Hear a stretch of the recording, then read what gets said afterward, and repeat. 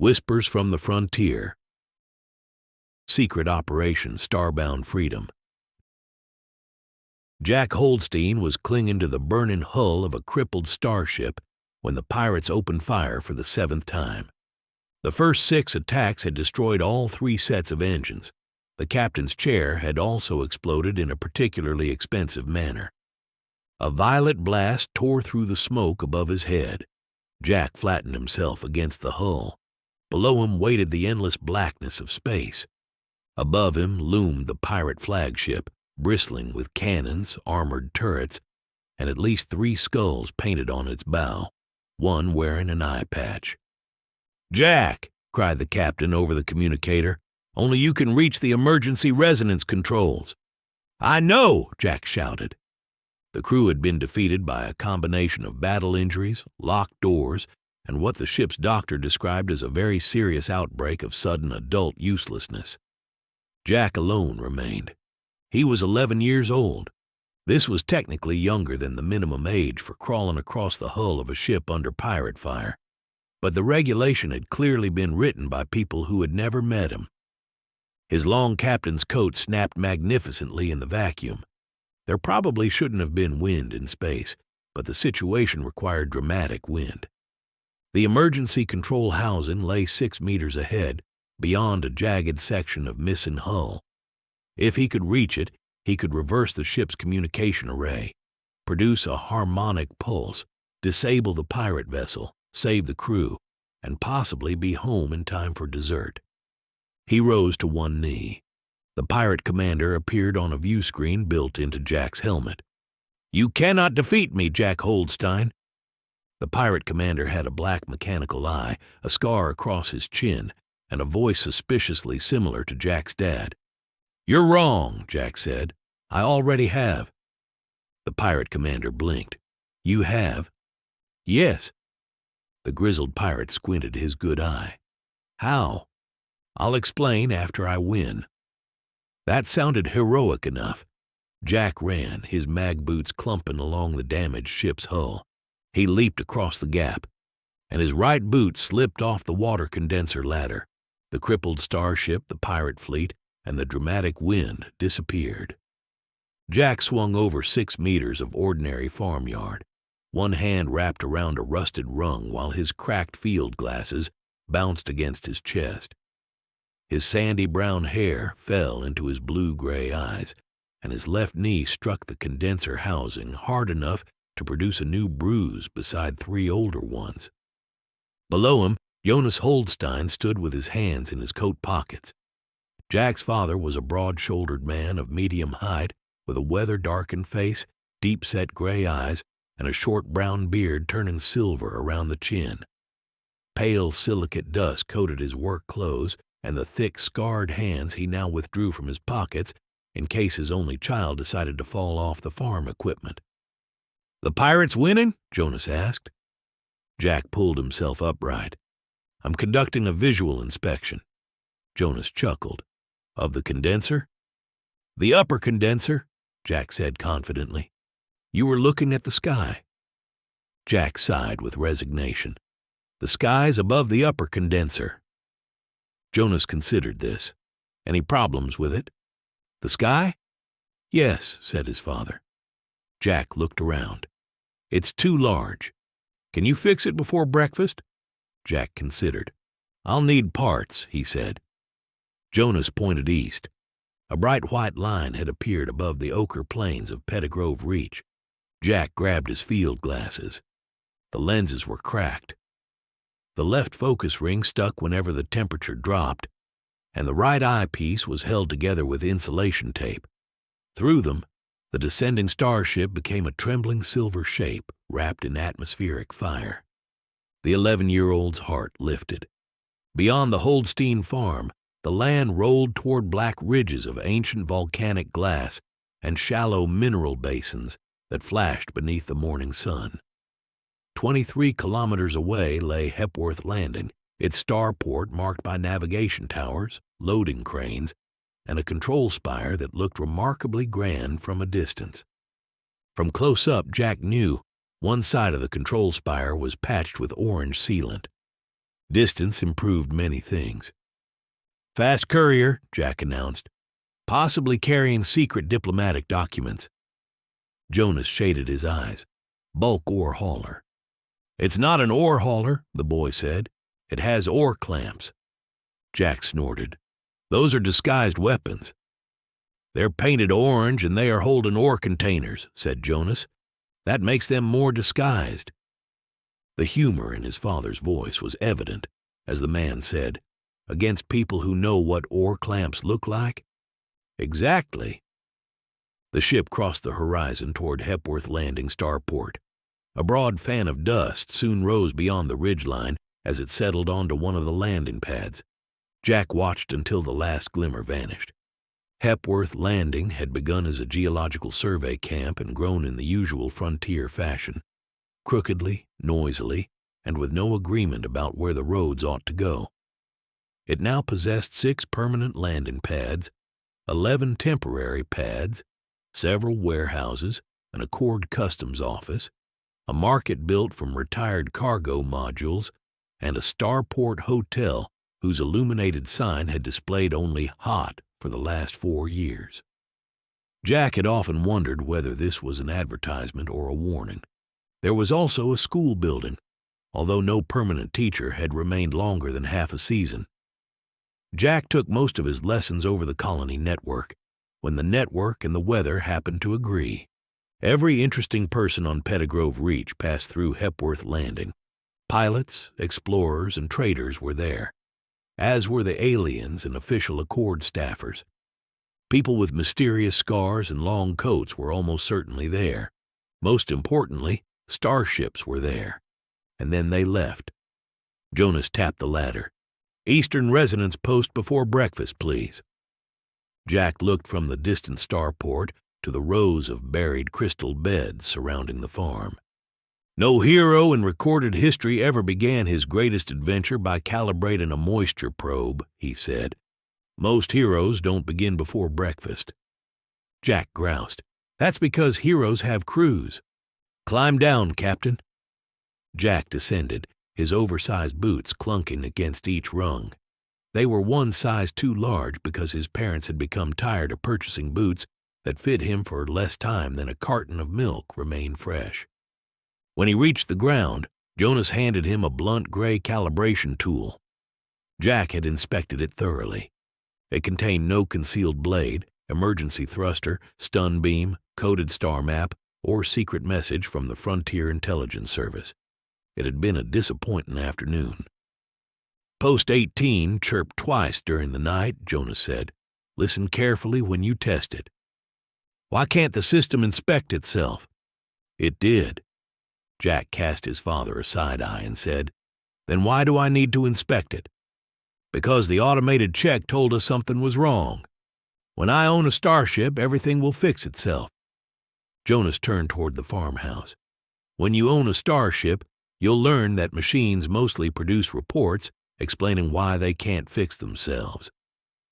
Turning back to his son for a moment, the man smiled and said, "And that's why captains have crews." Jack followed him through the farmyard. The Holdstein Deep Field Agricultural and Mineral Cultivation Concern was the official name printed on the property license. Everyone important called it the Holdstein Farm. Jack had designated it as the place where interesting things could be seen leaving. The farmhouse had begun as a squat prefabricated shelter and expanded over the years with locally fired ceramic blocks, stone walls, patched corridors, and one window that didn't quite sit correctly. A workshop crouched beside it beneath a roof repaired in 5 different shades of metal. Thermal tanks, resonance generators, water condensers, and windbreak walls made from stacked cargo containers surrounded the cultivation beds. Everything was worn and dust-colored but well-maintained. Inside the kitchen, Jack Holdstein was threatening the breakfast heater. Jack's mother was compact and wiry, with brown skin, sharp hazel eyes, and heavy black hair twisted into a practical braid. A scratched diagnostic lens covered her left eye, and sensor probes filled her coat pockets. She leaned toward the heater with the determined posture of someone confronting a criminal who had made one final and very foolish mistake. It isn't broken until it refuses to be threatened, she told her son as he arrived. The heater clicked and a red light turned green. Daria straightened. You see? I think it's afraid of you, Jack said. Then it has correctly interpreted the situation. She set a bowl of grain porridge in front of him. Jack looked into it. The porridge looked back with the quiet hopelessness common to porridge everywhere. Accord adjudicator Venn should arrive by 1300, Daria said. We'll open the mature bed after his preliminary site inspection. Jack stopped stirring. Today? That is usually what arrive by 1300 indicates. Jonas sat across from him. Unless someone's driving from Hepworth. People leaving Hepworth measure travel time according to how long they hoped the journey would take, Daria said. Accord adjudicator Ossic Venn was one of only 3 Grusks assigned to Pettigrove Reach. He was the Accord government official responsible for inspecting and certifying every hearthglass crop grown on the planet. Certification was required before the Accord could authorize any off-world export. In his official capacity, Venn could also arrange commercial contracts with Grusk colonies and other buyers throughout the interstellar community. The Holdsteins had spent 6 years trying to grow a commercially viable crop. 6 years was more than half of Jack's entire life, which seemed entirely unreasonable to the 11-year-old. This is how it starts, Jack said. Daria sat with her own breakfast. Eating? The trap. Jonas looked beneath the table. Where? The crop gets approved. We get a contract. You expand the beds. Everyone starts calling me Young Holdstein. Then one morning I wake up and I'm 43 and arguing with a thermal breakfast heater. Why 43? Daria asked. It feels old. Jonas looked offended. I'm 44. Jack pointed his spoon at him. Exactly. You're old. Jonas placed one hand on his heart. He held the other up, the back of his hand against his forehead in an exaggerated expression of woe. I had no idea things were this serious, said his father. They are. Daria folded her arms. What happens after you become 43? I spend the rest of my life growing rocks. We don't grow rocks, she said. We cultivate resonant mineral structures. That's growing rocks with extra syllables. Jonas took a bite of porridge, then said, Hearthglass is not a rock. Jack dropped his spoon. I'm not becoming a silicate farmer. Jonas nodded. All right. Jack frowned. He had prepared several arguments, including one involving the rights of frontier children and another involving resistance to tyranny. His father's acceptance left him with nowhere to put them. I'm going to be a starship captain, Jack said. Good, his father said. Or an explorer. His mother answered, also good. Or a pirate hunter. Jonas glanced toward Daria. Does pirate hunting have regular hours? She shrugged. It depends on the pirates. I might become an alien diplomat, Jack said. Or a mysterious masked rescuer. Daria took a bite of porridge. All those occupations involve a lot of paperwork. Heroes have assistants. His mother laughed. Assistants overthrow heroes who make them do all the paperwork. Mine will be loyal. His father said in a serious tone, Those are the dangerous ones. They know where everything is filed. Jack considered this threat and decided on the spot that his future assistant would be a robot. An honorable robot that didn't want to rule anything. After breakfast, Jack began inspecting the eastern resonance posts. The 3 cultivation beds lay beneath broad reinforced caps of black ceramic, each larger than the farmhouse.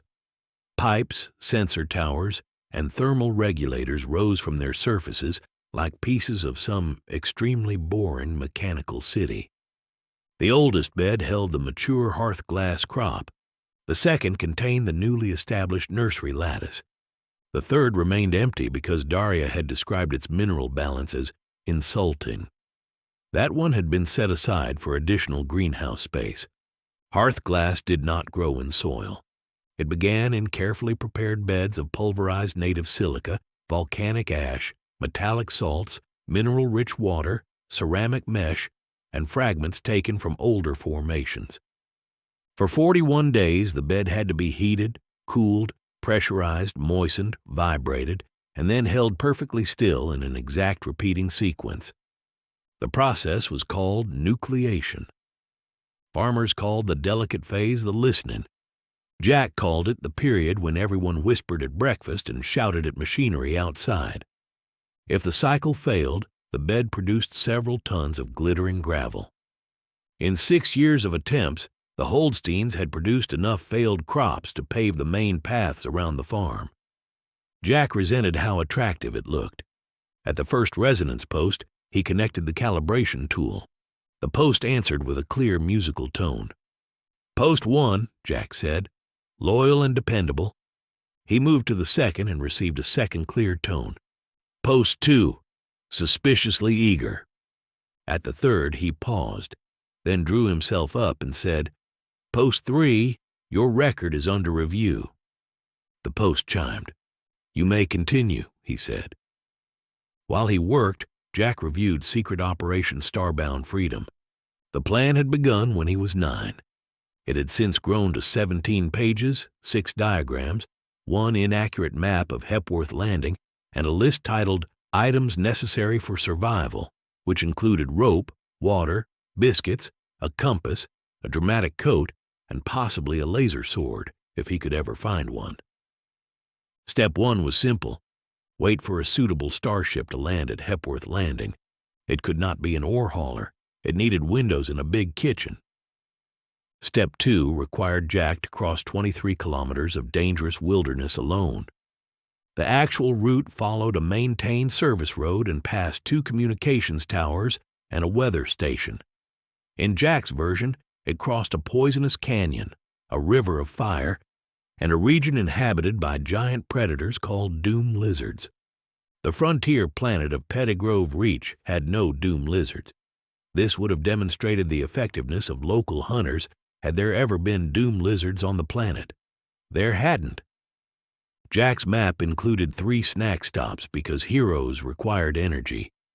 Upon reaching Hepworth Landing, Jack would approach the starport wearing one of his father's work coats.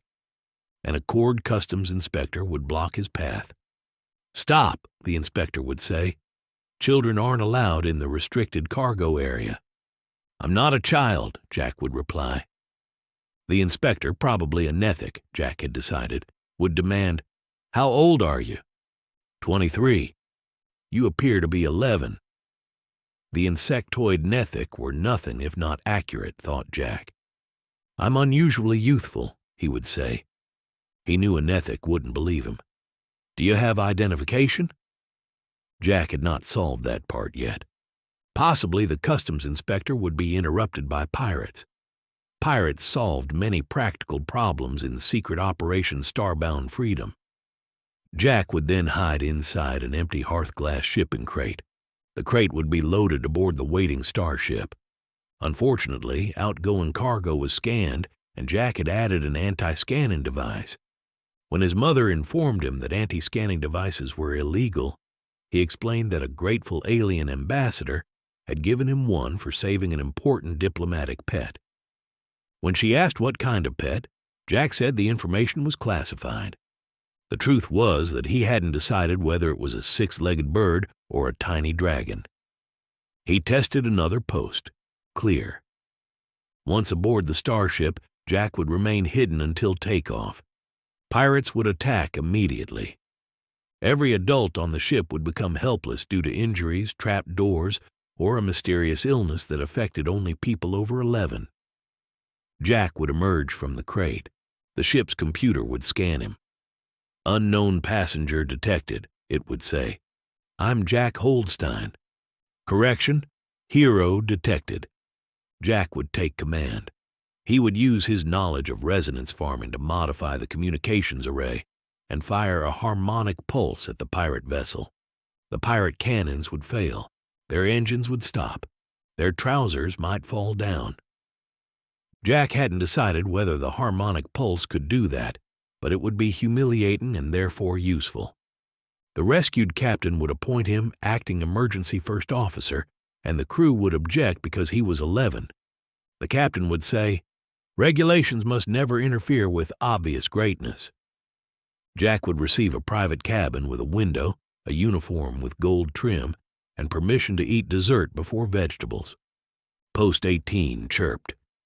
Jack stopped. He attached the calibration tool again, and a dull, flattened tone emerged. It was only slightly wrong, the sort of wrong most adults would miss because they had become distracted by taxes and lower back pain. Jack reset the post and tested again. It answered clearly. He tested it once more, clear. He entered the fault into his wrist slate. In the final stage of secret Operation Starbound Freedom, Jack would return to Pettigrove Reach years later as a famous captain. Hepworth Landing would close the entire starport for his arrival. Tens of thousands of people would cheer. There were fewer than 4,000 permanent settlers on the entire frontier planet, but for his return, the people in Hepworth Landing and the Accord might bring extras. No, they would bring in extras, he was sure of it. His parents would wait at the bottom of the ramp. "We were wrong to make you do chores," Jonas would say. "Moisture probes delayed your destiny," Daria would admit. "I forgive you," Jack would reply. He would be wearing an excellent coat. It would flap dramatically in the breeze. The boy continued his testing until he heard an approaching vehicle. At 12:47, a heavy trade crawler appeared on the southern track.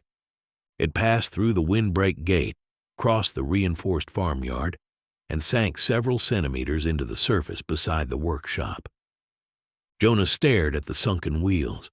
"I reinforced that," Daria said. "You reinforced it for human vehicles. It's a trade crawler." "It's a Grusk trade crawler," said his wife. The side hatch opened, and Accord adjudicator Ossic Venn descended one measured step at a time. He was massive and broad-bodied, with layered gray-brown mineral skin resembling weathered stone. Heavy brow plates shadowed deep-set black eyes. Either blunt-fingered hand was large enough to cover Jack's entire head, a size Jack considered unnecessary but impressive. Venn wore a dark commercial harness fitted with sample containers, document cases, and a polished metal hammer resting in a padded loop. Jack stared. Venn stared back. "This is a tasting instrument," the Grusk said. Jack pondered. "It's a hammer. Do you hit your food before you eat it?" Ossic answered in a deep, gravelly voice. "Yes. Do you ever hit food that tries to escape?"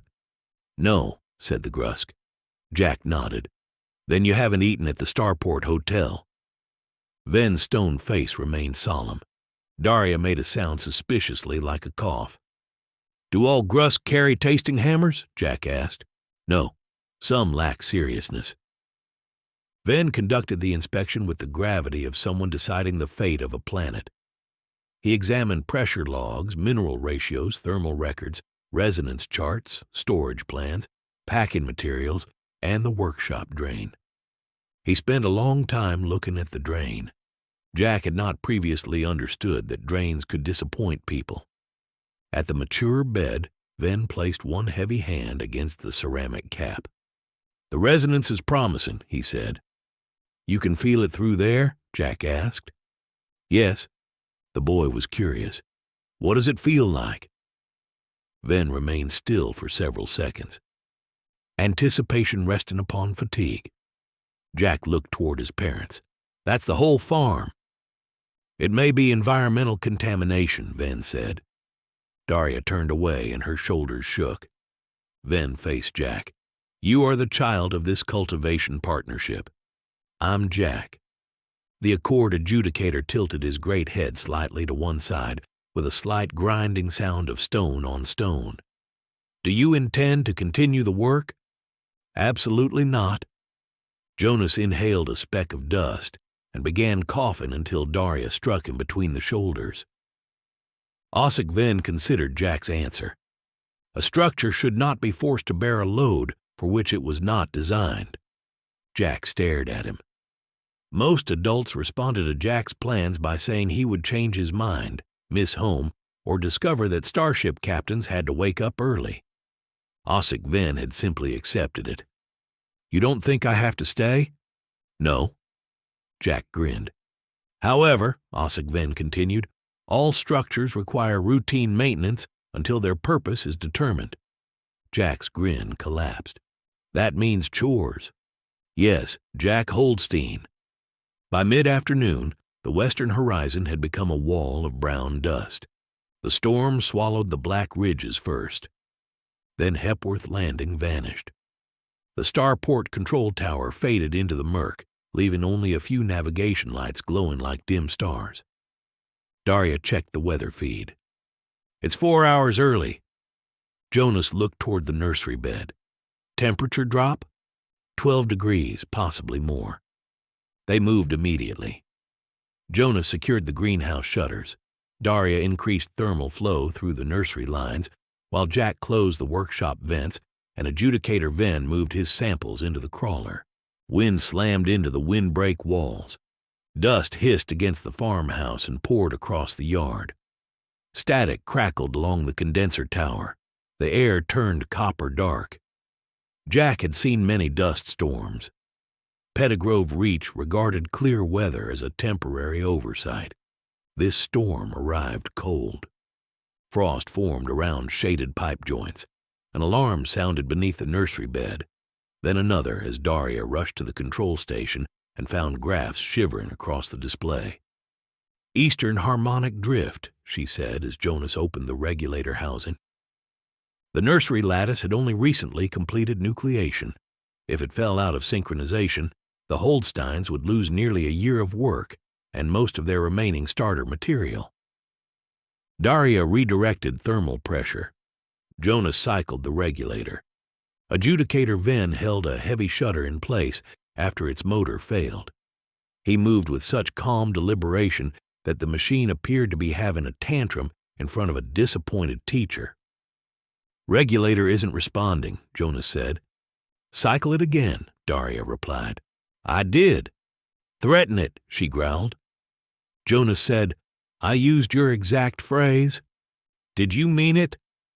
Jack stood beside the platform, listening as alarms sounded and wind hammered the walls. The resonance sequence pulsed through the soles of his boots. One note was wrong, flat, the same flat note he had heard that morning. "Post 18, Jack said. No one heard him. His mother called pressure readings, and his father had both arms inside the regulator housing, while Ossic Ven wrestled the shutter into its track. "Mom, post 18, Jack shouted. Daria turned. "What about it?" "It made that sound this morning. The first test was flat." She changed the display channel and a fault line appeared. "Eastern subsurface vein," she said. "Jammed?" his father asked. "It's feeding false timing into the entire bed." "Bypass it." "I can't without dropping the eastern cycle." The wrong note pulsed again, and Ven approached the access housing. "Where is the mechanism?" "Under the cultivation cap," Daria said. "Service conduit 3. Jonas opened the schematic. The conduit was designed for inspection crawlers and emergency cable access. It was narrow, very narrow. Everyone looked at Jack. Jack looked behind himself in case there was another small person standing there. There wasn't. "I can fit," he said. "No," his father replied. His mother studied the diagram. "Possibly." "Daria, we can isolate the conduit. It's beneath an active bed. Behind 2 thermal barriers. Power to the section can be temporarily cut." The flat note sounded again, and Jack's stomach tightened. Secret Operation Starbound Freedom had never included cramped tunnels full of dust. It contained ventilation shafts, of course, but those were spacious, clean, and wide enough for dramatic crawling. Real service conduits were different. His mom crouched in front of him. "We can wait for the repair crawler," she said. "The lattice might hold. You don't have to go in." Jack glanced toward the storm-hidden horizon. In his fantasy, the captain never asked whether he wanted to save the ship. People simply shouted, "Only you can do it." Real courage, Jack discovered, involved being given permission to say no. That made saying yes more difficult. "I can do it." His parents did not immediately push him into the tunnel. Daria isolated the conduit and checked the shutdown 3 times. Jonas fitted Jack with goggles, gloves, a respirator, knee pads, a helmet lamp, and a retrieval harness. By the time they finished, he looked less like a heroic starship officer and more like a parcel someone had wrapped for difficult shipping. "This harness is too tight," Jack said. "It's meant to stay attached," his father replied. "I can't bend properly." His dad responded, "That's because you're wearing knee pads." "I can't breathe."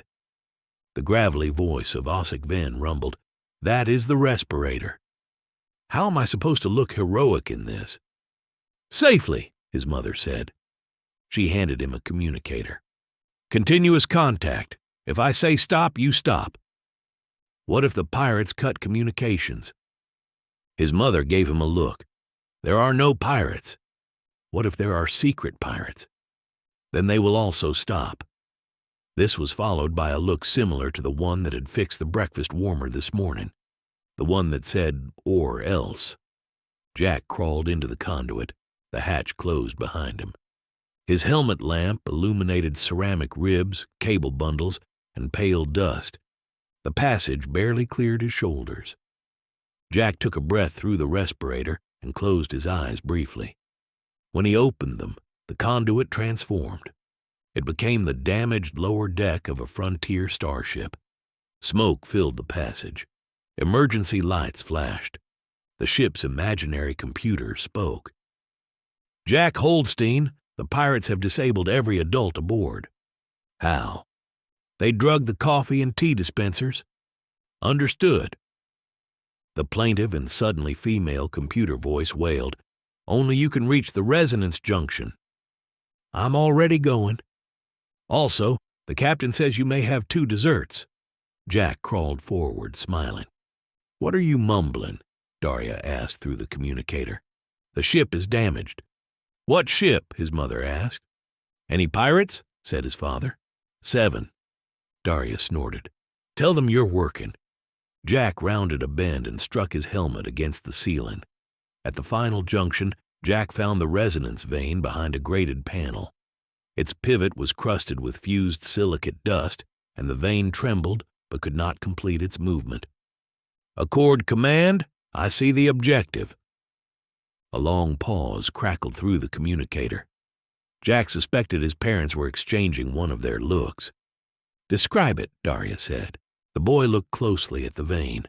"White buildup around the lower pivot. It's jammed." "Do not yank it." "I wasn't going to." Jack removed the grate as the pirate flagship appeared on his imaginary tactical display. "Give up, Jack Holdstein," cried the pirate commander. "I can't." "Why not?" the scoundrel demanded. "I've been promised 2 desserts." Jack gripped the vane. It wouldn't move. For one moment he wanted to pull harder. Then he remembered his dad teaching him how to free a stuck pump. "A machine is already telling you what hurts," his dad had said. "More force only makes it shout louder." Jack released the vane. Taking the calibrator out of his belt pouch, he used the calibration tool to tap around the pivot. Left, right, pressure, release, tap, wait. The imaginary captain shouted that there was no time, and Jack ignored him. Real machines did not care whether the scene was exciting. The fused dust cracked and the vane shifted slightly. Jack repeated the sequence. The pivot came free. The vane swung into alignment. A clean note rolled through the conduit. The alarm stopped. The nursery bed resumed its steady rhythm. Jack remained still, listening. It did not sound like a cheering crew. It sounded better. "Beautifully done," Daria said. Her voice had gone tight with relief. "Now come out before your father ages another 10 years. "I haven't aged," his dad said. Adjudicator Venn's voice entered the channel. "Jonas Holdstein has aged visibly. I have dust in my beard." "The distinction is minor," Adjudicator Venn said. When Jack emerged, Jonas hauled him upright by the harness and hugged him so quickly that Jack's helmet struck his chin. "I'm fine," Jack said into his father's coat. I know. You're crushing the respirator. I know. Daria embraced him next, though she pretended she was only inspecting the harness clips. Adjudicator Venn waited until they finished. Then he inclined his heavy head. That was competent work, Holdstein offspring. My name is Jack, and that was heroic work, Jack said. The distinction requires documentation, Jack of Holdstein. After the storm passed, the evening sky cleared over Pettigrove Reach. Hepworth Landing reappeared in the distance. Its navigation pylons blinked through the fading dust. A small shuttle rose from the starport and banked south. The mature hearthglass bed was opened. Daria entered the inspection chamber and returned with the Holdstein's first flawless commercial rosette. It was the size of her fist, smoky blue at the outer edges and deep violet toward the center. Thin amber bands glowed faintly beneath the crystal surface. The Gruska cord adjudicator removed his tasting hammer. He tapped the rosette. The hearthglass answered with clear descending notes, and Venn became perfectly still. Jack looked at his father, and Jonas shrugged. Humans generally considered hearthglass inedible. It tasted like warm chalk with an unpleasant metallic finish. Grusk mouths contained pressure-sensitive mineral receptors that experienced every cracking layer as a different flavor and note. Fine rosettes were served at important Grusk clan events and at dedications of important structures. Exquisite rosettes were reserved for only the most important occasions, like life bindings and passing a tax audit. Jack thought this sounded like an unreasonable amount of responsibility for something his mother grew beneath a ceramic lid. Venn struck the crystal again, more softly. He broke off a thin fragment and placed it between the grinding plates at the back of his mouth. The noise made Jack think of a machine eating a plate. Venn chewed slowly. His eyes closed. Everyone waited. Finally, he swallowed. This hearthglass contains patience, Ossip Venn rumbled. Repeated disappointment, excessive persistence, and a surprisingly hopeful finish. Jonas cleared his throat. Is that good? It is exceptional. Daria sat down abruptly on the edge of the platform. After 6 years, the Holdsteins had not only produced a crop, they had made something exceptional. Accord adjudicator Ossip Venn assigned the crop the Accord's highest available commercial cultivation grade and certified it for export approval through the Accord office at Hepworth Landing. He also recommended the Holdsteins for a ceremonial food contract with 3 Grusk colonies. Then he opened another document. Jack of Holdstein, offspring of Jonas and Daria Holdstein. Jack stepped forward. I have recorded your contribution to this contract as Emergency Agricultural Resonance Assistant, Juvenile Category. Jack read it. It should say heroic. Venn adjusted the document. I have added, performed with commendable resolve. What about pirates? Adjudicator Venn said, there were no pirates. There could have been. The Grusk made a rumbling sound. It could have been exasperation. I will not document hypothetical pirates. Jack considered appealing the decision, then said, it'll do. Near sunset, Jack and Jonas climbed the ridge behind the farm. From there, Hepworth Landing spread across the distant plain in clusters of light. Cargo vehicles moved between warehouses. Crews worked beneath a freighter on Pad 3. A narrow passenger ship lifted into the evening sky, trailing pale fire. Jack sat on an outcrop of black volcanic glass. Jonas sat beside him. I still don't want to grow hearthglass, Jack said. I know, said his father. I liked fixing the vein. Jonas smiled. I know that too. That doesn't mean I'm staying forever. The farm was my dream and your mother's, Jonas said. We came here because we wanted to build something that didn't exist yet. Jack eyed the sparkling paths of the farm. You built gravel. A historic amount of gravel. Jack smiled. Jonas looked toward the rising ship.